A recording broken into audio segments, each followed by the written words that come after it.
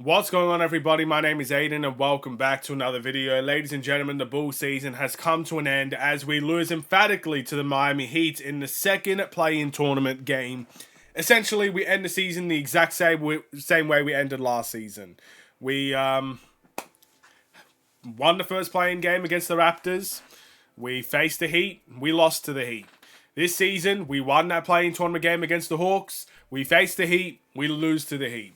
Pretty much losing in the same identical way. Of course, last season was a little bit more closer than this one. This one was just an emphatic win for Miami. But nonetheless, we exit the same way 2 years in a row. We'll be leaving Miami knowing our season is over.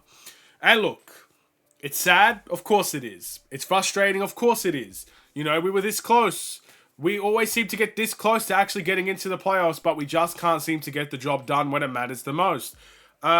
And that's just the harsh reality of things. We'll talk about what went wrong, but ultimately our season is over. It doesn't necessarily matter now what went wrong because we won't have another game to rectify it. So that's just even worse, but we'll talk about it in this video.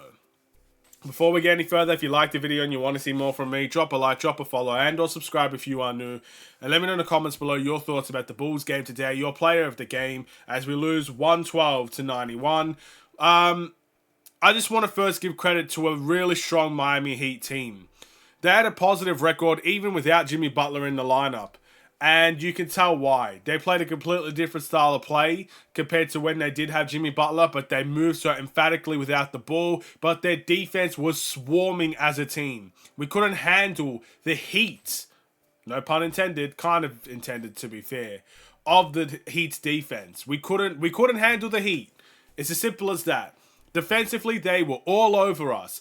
I don't think they had the best game offensively whatsoever. They had a 13-point quarter in the second quarter. And how we could not make them pay from that is a true testament to the defensive effort they put in that game. The Bulls were quiet everywhere. Quiet in the paint, quiet from three, quiet playmaking-wise. Just could not do a single thing on the offensive end. And that's why we barely cracked 91 points in this game. We were actually very lucky to crack into the 90s. I'll give you another hypothetical here. Not even a hypothetical, just an example. The first game against the Atlanta Hawks, where we were basically gifted points for most of that game. We had a 45-point quarter against the Atlanta Hawks. You move all the way over to this game against the Heat. A better defensive team, put a lot more effort, and really showed what that game meant to them to get into the playoffs. They put in a shift defensively. Midway through the third quarter, we only had 47 points. One quarter, we had 45 points in the Hawks game. Midway through the third, so we're 2.5 quarters in, and we barely cracked 47 points. That goes to show the amount of disappointment that we saw from the Bulls today. I'm not going to tell you they didn't try. I'm not going to tell you that they didn't want it enough. I'm not going to tell you these things. I'm just going to tell you that we got outplayed, and defensively, you could tell the Heat wanted it more than us. I mean, the Bulls may have wanted it, but I didn't see the Bulls outrunning the Heat today. How many fast break opportunities did Miami have? I'll tell you what, it was a lethal amount. And when the Bulls had any fast break opportunities, you saw 3, 4 Heat players sprinting back to get blocks, sprinting back to contest the layup. And that's why we struggle from the fast break side of things in this game. And the movement of the Heat was just night and day. The Bulls, look, there was double teams flying everywhere. DeRozan got double teamed, Kobe White got double teamed, Vucevic got double teamed, and the player movement wasn't there for the Bulls. You know, if there's a double team coming your way, what's the first thing that you need to do? You need to find an opening and present a pass for a player, whether that's DeRozan, Caruso, Kobe, whoever's double teamed at that time. I don't know who it is. Could have been anybody. You got to cut to the basket, find an opening for yourself. We didn't do that enough. And the Heat did that very, very well, especially Jaquez, the rookie for the Miami Heat, ladies and gentlemen, moving without the ball to perfection. We need to take notes from him, a rookie. You know, we have a lot of veteran players on this team. They need to start taking notes on how to move without the ball, and the ball handler needs to find those players.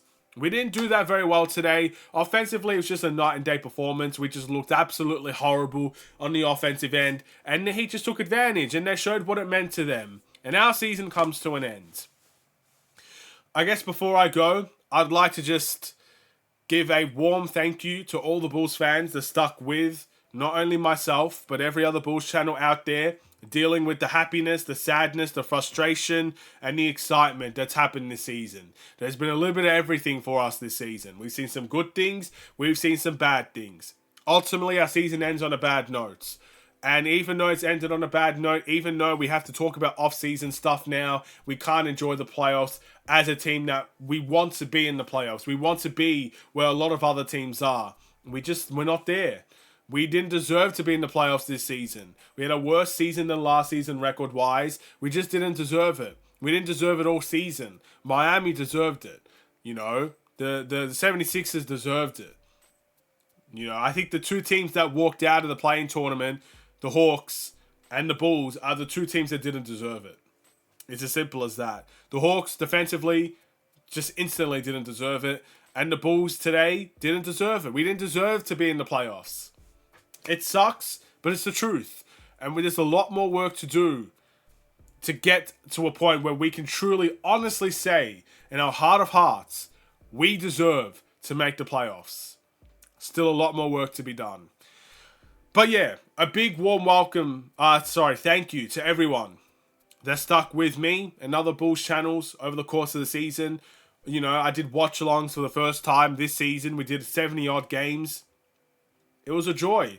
I enjoyed every minute of it.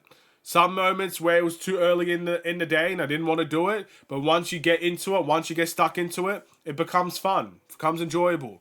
And I'm very, very thankful for everybody that liked it and the progression that we made on this channel. I really, really appreciate that.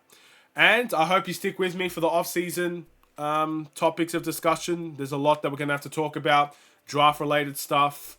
Obviously, keep waiver or trade videos. You know, success or failure season, whatever the case may be. There's a lot that we're going to talk about. And ultimately, I understand in this period, it's going to be very quiet. A lot of Bulls fans are going to take their break, not even concentrate on the Bulls, and that's fine. But for the people that stick with me throughout the off-season, again, we got a lot to talk about in that regard. Open to suggestions, of course. But our season is over. No point in doing a player of the game either. I don't think anyone really had a great game today, to be honest. 91 points, we just struggled everywhere. It is what it is.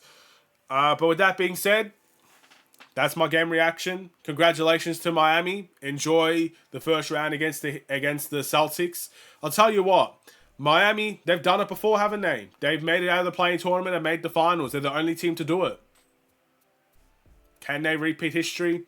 I don't think so. But if anyone can, it's a team that's done it before. I will see you in the next video, ladies and gentlemen. I will also say, if you guys want me to do a watch-along of the finals, I'll be happy to do so. I will not do a watch-along for the entire playoff thing. I'm not going to do a watch-along every day until we get to the finals. I'm just not going to do that. But for the finals, whoever makes it, if you want me to do a watch-along for those games, as a neutral fan, excited to see who wins the championship, let me know in the comments below. I'll do a community tab at some point later on throughout the playoffs, asking if you guys want it as well. If there is a high enough demand for it, I'll be happy to do that. Have a wonderful and safe day. See you for the off-season content that should begin tomorrow, a couple of days' time, whenever we get started on it. Stay safe, stay healthy, and stay tuned for more. God bless, take care, and peace.